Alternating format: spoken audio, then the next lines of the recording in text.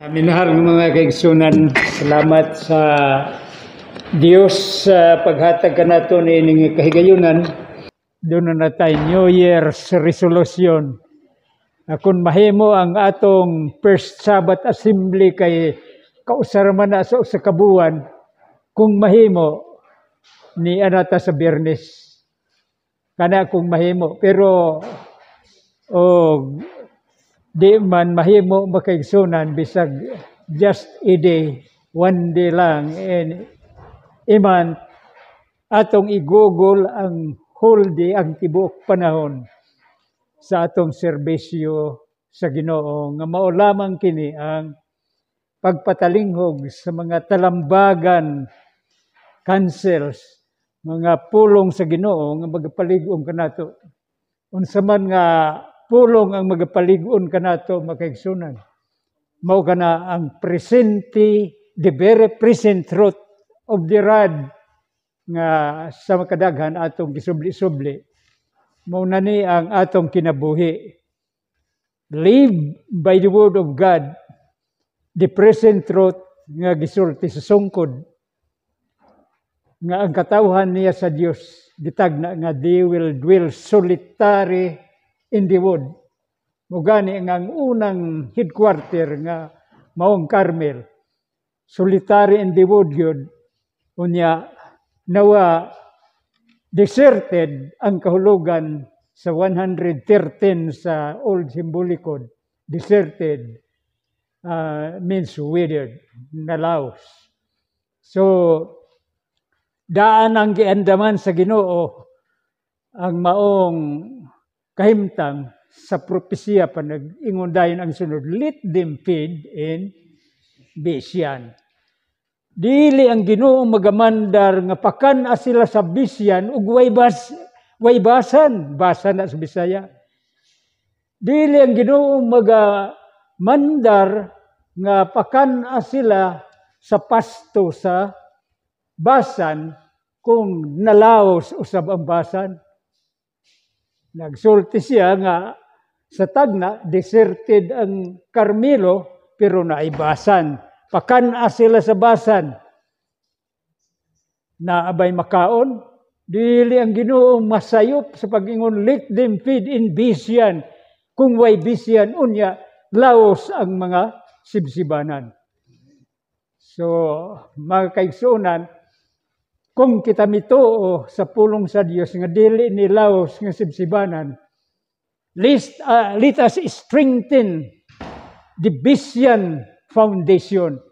Even here in the Philippines, right here kita palaran nga ni amanta duol ni ining atong National Center, even with your moral support, malipay na ang Ginoo, malipay na ta nga kamo mag-andam niining atong giingong country living nga giandaman na ta sa Ginoo.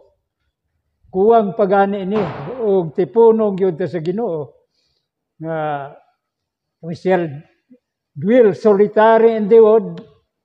Moabot ang panahon sa mastagna, they are going to leave all cities and villages. So they will dwell solitary in the wood. Dili ang Ginoo sulti ana kung way iyang giandam.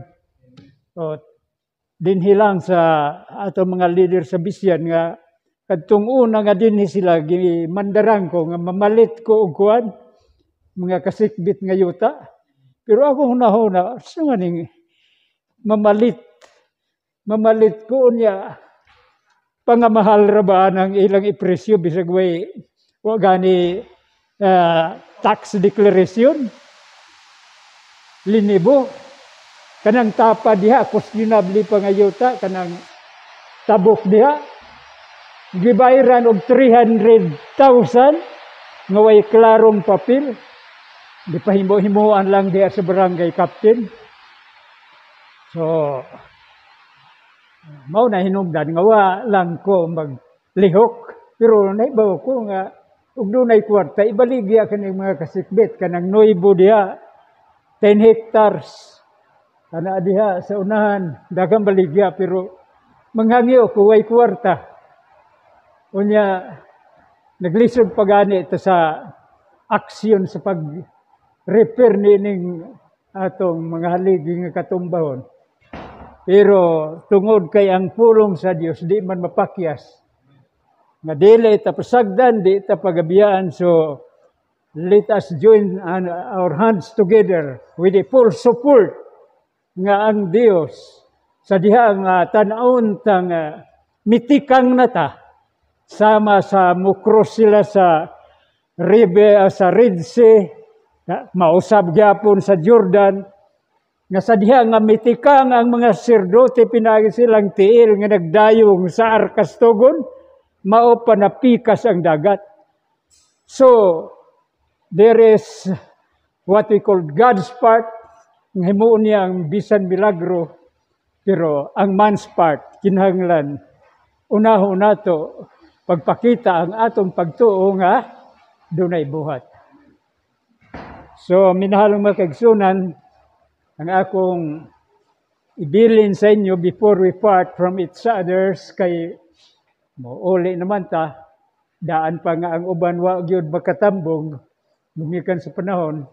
Salamat kay kamo, dili gingon fine weather Christian. Nana sa Tuis Impage itito, nga daay fair weather Christians. Mutambong lang og maayo ang tempo. Pero di maayo ang tempo, dili gyud na mo risgo sa labi na og kay sakyanan nga protected ka, di ka mabasa sama sa mga motor. Pero ang uban, sama kang brother Abner, motor man na siguro, basa ni, ganina. Pero iya na, kana challenge, pero di man ta magapugo sa uban nga magbasa-basa gyud. Naiplano unta nga kuhaon ang taga Bilyaba, kadungog ko kong brother Diaz, pero daghan tag kuang gyapon, gitawag nga timely nga gikinahanglan ng mga kalabuton o kinahanglanon. So timan-an nato ang kalainan sa atong gitun-an diri nga makuha nato makaigsunan ang Davidian way. Davidian way of life. Ipatik nato na sa panumdum nga lahi na ta sa Laodicea.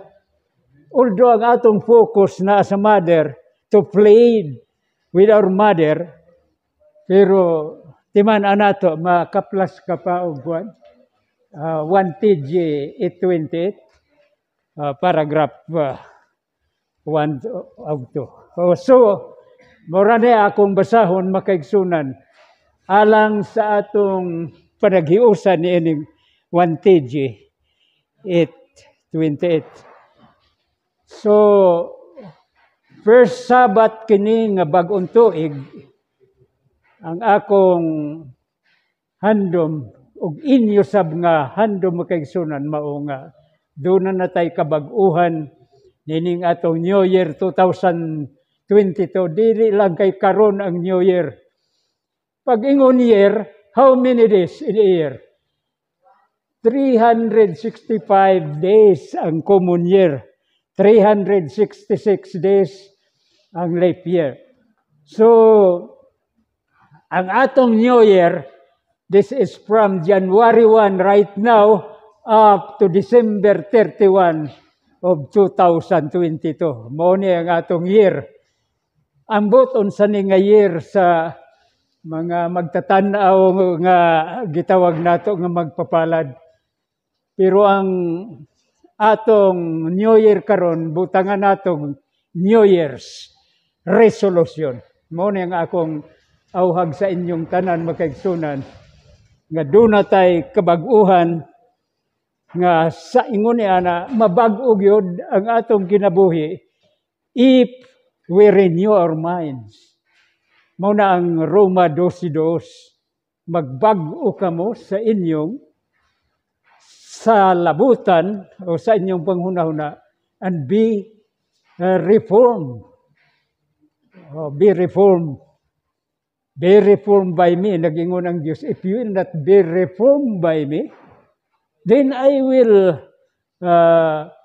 be against you and will punish you 7 times for your sins. So, di naman ta maghuwat makaigsunan nga silutan pa ta sa Ginoo ang ato nga atong dugangan ang atong pagtuog pagsalig sa Ginoo nga sa diha nga kita mutikang sa tagbo sa mga butang o mga saad sa Ginoo, ipaulan kanato ang panalangin. There shall be showers of blessings. Pero nagingon ang rad, even to receive the showers, gipaulan na ang panalangin, still you have to bend down to pick it up. Dili nimo mapunit ang panalangin nga gibuobo kun dili nimo ang imong hawak ipiko. Mao na ang giingon bahin sa tao makaigsunan. Bisag naa na nakita nimo ang kwarta ug di nimo pikoon ang imong hawak aron puniton, malagmit makit ang kasauban moingon ako na. Okay, pero dili bayaya. Mao na nga ang atong New Year's resolution, ato nang i-focus ang atong panghunahuna nga anhita mag country living kung moabot na gayud ang panahon unsay dagan sa panggobyerno. Mao ni ang preparation nga atong gikinahanglan makaigsunan. Ang Dios nangutana nining kahaponon, what are you doing, brethren, for this preparation? 128, page 28. Lahi ning akong basahon. Mura ni og kana ang akong basahon kay inyo manghangyo ning atong mga igsoon nga maminaw pa.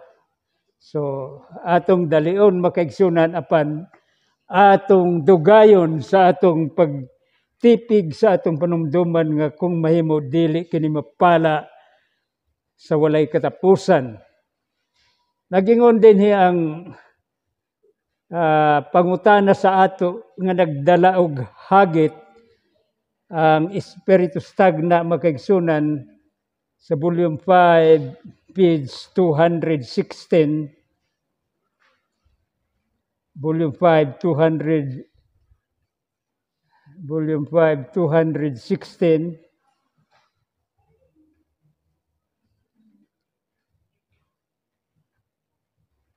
to 16. Mo niya akong giingon ganina nga naipangutana, what are you doing, brethren? Unsa may inyong gihimo? Sa may inyong gibuhat mga kaigsuonan karon in the great work of preparation, nining dakong buhat sa pagpangandam. Those who are uniting with the world are receiving the worldly mold and preparing for the mark of the beast. Kadtong nakighiusa sa kalibutan, maoy nagadawat sa kalibutanon nga pagkaumol, og nagaandam alang sa marka sa mananap nga mapintas. So, numduman nato kining giingon, uniting with the world, nakighiusa sa kalibutan, and are receiving the worldly mold, og nagadawat sa mga pag-umol nga kalibutanon. Muna na, daghang mga pag-umol sa atong katilingban, pinaagi sa balaod, sa kagamhanan, dili pa na mo ang marka, but preparing, nagaandam sa marka sa mananap nga pintas. Hinay-hinay lang ta pag-umol. So, molding. Uniting with the world are receiving the worldly mold and preparing for the mark of the beast. Og nagaandam alang sa marka sa mananap nga mapintas. Those who are distrustful of self sila nga way salig sa kaugalingon. So, unsa man ni musalig pata sa kaugalingon? Mao na ang lisod putlon makaigsunan kay kadaghanan sa tao daagyoy self-reliance. So those who are distrustful of self, who are humbling themselves before God, ug nagapaubos sa ilang kaugalingon sa atubangan sa Dios, and purifying their souls by obeying the truth, ug nagaputli sa ilang mga kalag pinaagi sa pagsugot sa kamatuoran, these are receiving the heavenly mold. Mao kini ang nagadawat sa langit nung pagkaumol and preparing for the seal of the living God. Ug nagaandam usab alang sa patik sa buhi nga Dios in their foreheads, diha sa ilang mga agtang. When the decree goes forth and the stamp is impressed, their character will remain pure and spotless for eternity. Sa diha nga ang dekreto, ang sugo, ipalakaw na sa manang sugo sa mananapong mapintas, ang marka mapatik na sa ilang mga kinaiya, o magapabiling kining putli, walay mansa alang sa eternidad. Kana kung nagaandam kita sa heavenly mold. Now is the time to prepare. The seal of the living God will never be placed upon the forehead of an impure man or woman. It will never be placed upon the forehead of the ambitious, world-loving man or woman. Dili kini nga patik ibutang sa dili putli nga lalaki ug babae. Dili kini ibutang sa agtang sa mga ambisyoso mahigugmaon sa kalibutan nga lalaki ug babae. It will never be placed upon the forehead of men and women of false tongues or deceitful hearts. Dili gayud kini ibutang sa mga agtang sa mga lalaki ug babae nga bakakon og mga dila ug malimbungon og mga kasing-kasing. All who receive this seal must be without spot before God, candidates for heaven. Ang tanan nga magadawat sa silyo, kinahanglan nga walay lama sa atubangan sa Dios, kandidato na mga kandidato alang sa langit. Go forward, my brethren and sisters. Padayon mga kaigsuon ang lalaki o babae. So, nindot ni makaigsunan tinaw nga mga pamatuod, naglaom ko nga dili nato ni hikalimtan. Kay wa may laing tumong nato. Adto ta sa langit, adto ta sa gingharian, sa kingdom, adto sa langit. Muna ang sige gikanta ganina sa mga batanon. Adto ta sa langit. Kay diling kining kalibutan na dili mo ni nga atong puluyanan. So, dinhin ini nga punto, this kind of talk is typical Laodicean. 1 TJ 28. 28 pa sa ubos pa. Kay mataas kayo ang atong ang pangutana sa pagtugkad karon sa atong kinabuhi, kita ray mo examine, are we still Laodicean or Davidian? Opo. Laodicea pata o Davidian. Kaya ang tinuod nga teorya o sistema sa Davidians na sa Laodicea. Kay muminsahe sila sa Laodicea, pero dili sila Laodicean. We belong to the Laodicean church, but we are not influenced by the Laodicean system. Kay dili magamit sa Ginoo ang Laodicean nga kinaiya nining katapusang hugna sa panahon. Ana mabasa sa volume 7, page 26, volume 9, page 26. So kini you yourself can now answer the question as to whether you are a Davidian.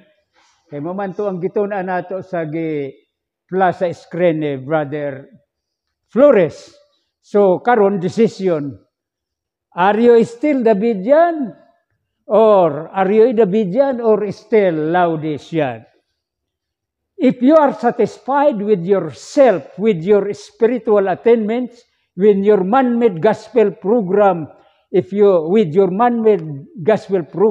think that the Lord is speaking to you by whatever happens to click in your minds, if you think you have all the truth and that you have need of nothing more, if you think that everyone who does not have your stamp of approval on his belief is a false prophet, and if you are in constant fear that someone is everlastingly trying to deceive you because he teaches something new, if you never give it a thought that you may be slamming, patas-tas pa, slamming at your door against the truth bearer who may be bringing to you the Lord's eisel and the wedding garment, if you do all this or any part of them, then you must be as good a Laodicean as you can possibly be, not a Davidian. Kuhanin niyo mga igsoon. Kung sa inyong pagtuo, kumplito na mo, na'y kulang, o kung doon ay mga bagong mensahe nga inyong madungog, inyong sira dayon, ibundak ang inyong mga pultahan, batok sa nagdala sa maong kamatuoran, tungod kay nagtuo ka nga siya usa ka mini o false prophet, mini nga propeta, di ka makadawat sa tambal sa mata o sa wedding garment, biste sa kasal. Kung buhato nimo kining tanan nga mga butanga o bahin niini, diha kanimo nan ikaw maayong usa ka Laodicea, and you can possibly be not a Davidian. So, sunod, paragraph 2. But if you are aware that your garments are filthy, apan kung na sayod kagayod nga ang imong biste mahugaw pa, mas maayong muang kuntang hugaw pa ning atong biste kay ang pananaon gani sa Zacarias 3, ang labing dako nga tao nga mao ang taas nga sacerdote nakita sa tagna nga nagbiste pa og hugaw mga sapot. How much more for the members? So, if we are aware that our garment or your garment are filthy, and your iniquity not blotted out, ug ang imong pagkadautan wa pamapala, if you realize that you are to walk in God's way as He directs through the Joshua of today, o ikaw nakahibalo nga ikaw kinahanglan magalakaw diha sa mga dalan sa Dios, maingon nga siya nagamando pinaagi kang Josue niining adlaw.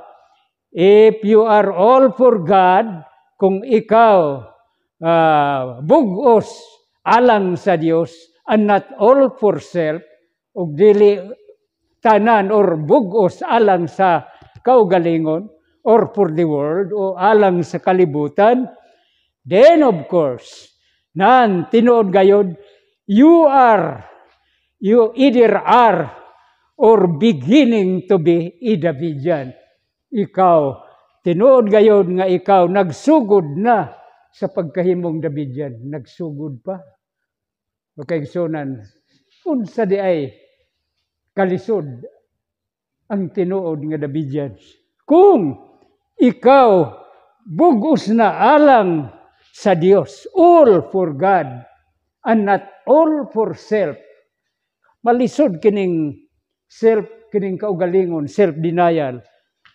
Unya, di na alang sa kalibutan, nan ikaw tinuod nga nagsugod na sa pagkahimong Davidian.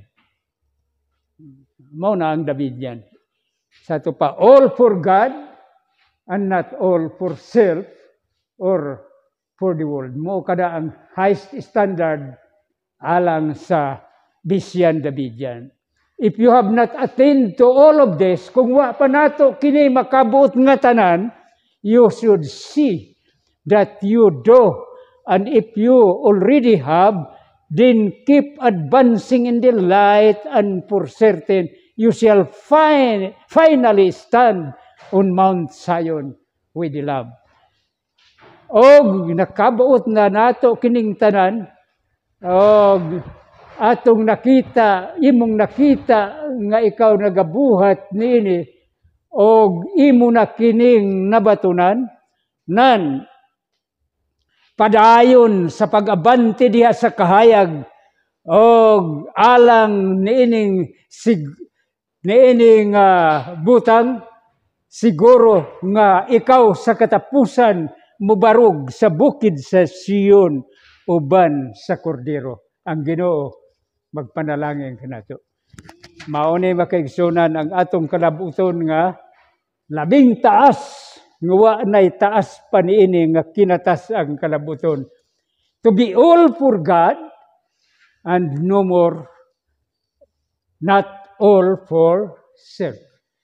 So taas nga tun-ana nato ni kay og ang atong biste medyo na pagyapoy mansa, ang gusto sa Ginoo putli, without spot or wrinkle or any such thing, nan madawat nato ang patik sa buhi nga Dios, o kita sigurado na nga mahimong tinuod nga Davidians, all for God, and ready to stand on Mount Zion with the Lamb.